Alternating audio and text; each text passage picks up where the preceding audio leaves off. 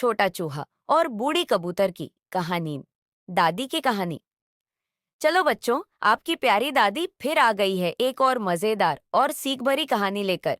ध्यान से सुनो, क्योंकि आज की कहानी हमें दूसरों की इज्जत और दया का महत्व सिखाएगी। बहुत समय पहले एक बड़े पेड़ के नीचे एक छोटा चूहा चिंटू रहता था।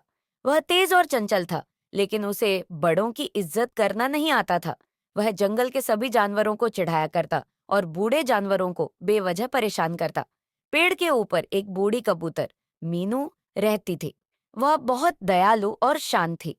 एक दिन मीनू ने चिंटू से कहा, चिंटू, तुम्हें सबके साथ अच्छा व्यवहार करना चाहिए और दूसरों की इज्जत करनी चाहिए। लेकिन चिंटू ने हंसते हुए कहा, अरे मीनू चाची, आप तो बूढ़ी हो गई हैं। आपको समझाना आता है, लेकिन उड़ना भूल गई हैं। और फिर हंसते हुए भाग गया। कुछ दिन बाद जंगल में शिकारियों का दल आया। वे अपने जाल बिछा रहे थे। चिंटू ने सोचा, मुझे तो कोई पकड़ नहीं सकता, मैं सबसे तेज हूं। वह बेपरवाह होकर उछल कूद कर रहा था। अचानक वह जाल में फंस गया। वह चिल्लाने लगा, बचाओ बचाओ! लेकिन कोई उसकी मदद के लिए नहीं आया। तभी बूढ़ी मीनू ने उसकी आवाज सुनी। वह तुरंत उड़कर आई और अपने नुकीले चोंच से जाल को काटने लगी। बहुत मेहनत के बाद उसने चिंटू को आजाद कर दिया। चिंटू शर्मिंदा हो गया और बोला, मीनू चाची, मैंने आपको हमेशा चिढ़ाया, लेकिन आपने मेरी मदद की। मुझे माफ कर दीजिए। अब मैं वादा करता हूँ कि मैं हमेशा सबकी इज्जत करूंगा और दयालु बनूंगा।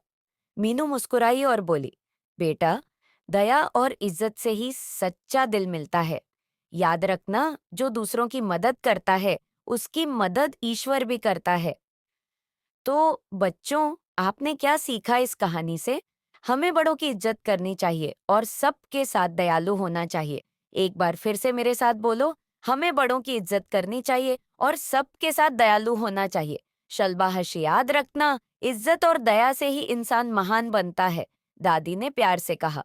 चलो अब सब सो जाओ, कल फिर एक नई कहानी लेकर आऊंगी। शुभ रात्रि।